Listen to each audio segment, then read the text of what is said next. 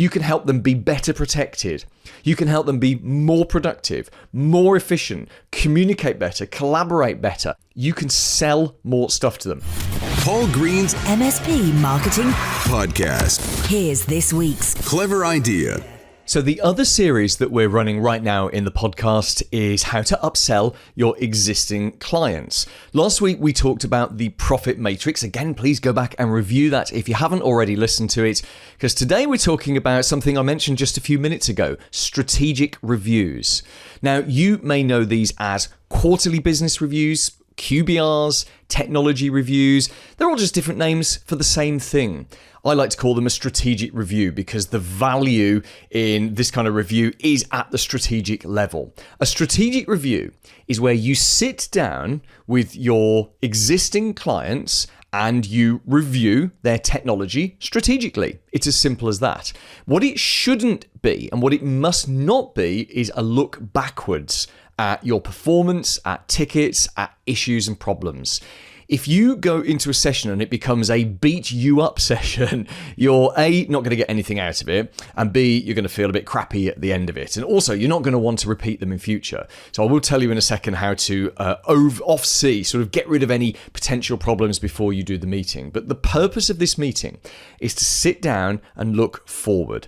Is to sit down and ask the clients that you've got some questions, some open questions about their favorite subject. And everyone's favorite subject is, of course, themselves and their business. So you are positioning yourself with these meetings as their technology strategist.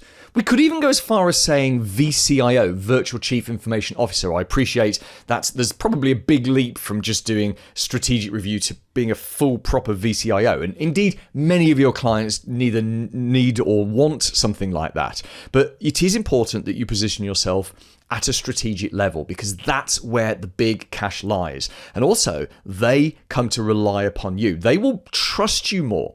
They will have a better relationship with you the more strategic that they perceive you to be. So it's a strategic review. First thing you do is you book it in with your client. You ring them or you send them a letter, actually physically ship them a letter in the post, in the mail, or you, if you have to, just send them an email, although we all know that's the least impactful way to do. And you say to them, hey, I would like to take you out to lunch just for an hour at so-and-so restaurant. We'll talk about your choice of restaurant in a second. And we're going to do something called a strategic review, where we're going to review your plans for the next 12 to 36 months and look at your technology and how we can make sure the technology gets you where you want to go faster and in no way holds you back. So it's really important they understand what the purpose of this meeting is, okay? So let's say you send out a letter to a client and you then follow them up, because obviously you don't hear anything because no one responds to these kind of things anytime. So if you don't hear from them, you give them a call and you say, hey, I sent you a letter, sent you an email whatsoever, just call in to get that booked in, and you do diaries and you compare calendars. So let's say you're meeting them 2 weeks on Thursday. So the next thing is you set a venue, and I recommend you go and find a local restaurant in town that's independently owned and operated. No franchises, no chains. Really important that you are seen to be supporting local businesses. Why? Because local businesses have got to stick together, right? You're a local business. The chances are your client is a local business. If this is a client that's out of town, then you pick a restaurant in their town, an independent restaurant, and you book your table, and in fact, you ring up the restaurant owner and you say, hey, I want to have a table at the back of the restaurant, please. A little bit of privacy if possible, but we want to be at the back. And when you get there, you make sure that your client sits with their back to the restaurant. So you sit with your back against the wall, kind of seeing all the restaurant. They sit with their back to the restaurant. Why do you do that? Well, think it through. If they're sat with nothing to look at than you, they're completely 100% focused on you during the strategic review. You've just got to be good enough not to be constantly looking up at all the interesting people in the restaurant. So that's the venue that you set. If you are going to do a lot of strategic reviews in the same town or in the same restaurant, go and do a deal with the owner and say, hey, I'm going to be booking 20 lunch meetings here in the next few months. Can we do a deal, please? Can we have a discount or something like that? Because all of these are the kind of wealthy, well-off business owners that you want in your restaurant, and I'm going to bring 20 of them in here. So some kind of discount would be nice, please. At the very least, I want that table and I want to have it every time. That's a fair thing to do, isn't it? Everyone's open to a deal if you go in and give them a reason for a deal. Now, what if there is an issue? What if you are having some issues with that client? Maybe there's some outstanding tickets or problems or unhappiness. You have to resolve those things before your strategic review. If you can't, if you're in a strategic review and problems and issues keep coming up, you literally might as well not bother. So if you're in dispute with a client, don't bother. If it's just some minor things that haven't been sorted, then the week before, jump in, get your hands dirty, get those things sorted, and send an email or phone your client will be better and say, hey, I'm just conscious that Dave on your team has been having issues with XYZ, and we've got that sorted now, and I've jumped in and sorted that out myself, so that's not a problem. Can you check in with Dave? We'll check with Dave. Can you check with Dave, please? Just to make sure that everyone is happy. So essentially you remove any possibility. And then when you start any possibility of it being a whinging session, when you start the strategic review, you acknowledge it. You say, hey, I know we've had a few problems recently. As you know, we got that sorted out with Dave last week, and we have enhanced our own internal systems, procedures, whatever, to make sure that doesn't happen again. So it's almost like the elephant in the room. Sometimes you need to address it to move on from it. Then we get into the actual strategic review itself. The reason I want you to take them out to lunch is because I want you to have an hour of their quality time. And when I say quality, I mean quality with their brain. I want you to have a very high-level conversation with them. You can't do that in their office, because in their office, they're looking at their phone, they're looking at their laptop, they're being distracted by their staff, they're listening to what their staff are doing, behind closed doors. In your office, it's the reverse. You're not really focused on the meeting. You've got to get out. And the beauty of lunch, as opposed to just meeting for a coffee or sitting in a hotel lobby, the beauty of lunch is it guarantees you an hour.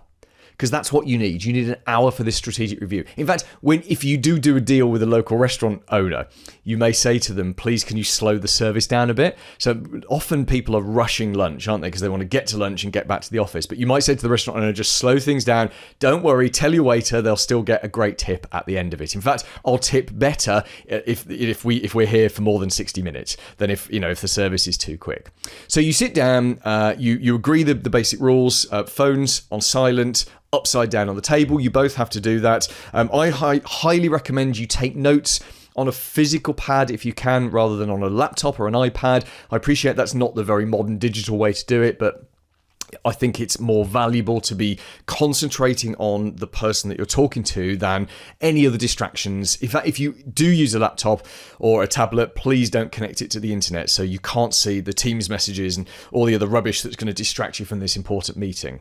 The strategic review then is basically you asking them about the future. Ask big, open questions. What are your plans for the next year? What about in 3 years' time? Where do you see yourselves down the line? What are your competitors doing? What do you guys need to do faster? What do you need to do more of? What do you need to do less of? What's annoying your staff?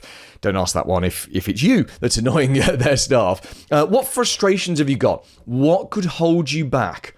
If I could wave a magic wand and change something that would help you get to your goals faster, what would that be? What keeps you up at night? What do you lie in bed worrying about? What we're looking to do is we're looking to shift the answers that they'll give you from being head answers to being heart answers. When you first start asking someone those kind of questions, obviously they're willing to have this conversation because it's their love, it's their baby, it's their business. But initially they'll just give you head answers. Almost like the answers they think you want to hear. We want to get to a point where you and they have bonded so much that they are starting to give you heart answers. Heart answers are what they truly feel and what they're truly worried about. The most powerful thing is if someone says to you, I just lie awake in bed at night and I just lie there and I think, I don't know how we're going to make payroll. And that's because that's normal, isn't it? That's, all businesses go through that at some point. And if you can get someone at that kind of emotional level where they're opening up to you emotionally, then not only are you going to strengthen your bond with them, but you can serve them better. Because you understand exactly what's driving with them, and also you can sell more stuff to them. if it's appropriate. I'm not suggesting in any way that this is an exercise in selling something for the sake of it, but let's be honest. All of your clients, you know, you could sell more monthly recurring revenue services to that would help them, right? You can help them be better protected. You can help them be more productive, more efficient, communicate better, collaborate better, remove blocks, remove problems, speed things up. You know this because you're a genius, because you're a technical genius, but they don't know this. Because they're ordinary business owners and managers, so they don't get it at all. This is why you need to get those heart answers out of them so you can talk about them. And then you would suggest some stuff. You might say, well, hey, look, I think what we could do here is we could shut down that 1998 server that you've got in your office. We can move you fully over to the cloud. That's going to solve that problem you were talking about having these new premises here and with your staff sort of hybrid working. We can make all of that go away with one project. Would you like me to get a proposal, a quote together for that? And of course, they'll say yes. All we're doing here is we're opening doors. We're opening doors for new projects. We're opening doors for new monthly recurring revenue services. Now, there is a third part to this. We talked last week about the profit matrix. We've just talked about strategic reviews. Next week, we're going to talk about the real long-term strategic tool, the thing that turns any client into a bonded client who literally will never, ever, ever leave you. In fact, they would rather sell their children than leave you because you are so critical to their business. It's called a technology roadmap, and I'll tell you all about that in next week's podcast. Paul Green's MSP Marketing Podcast.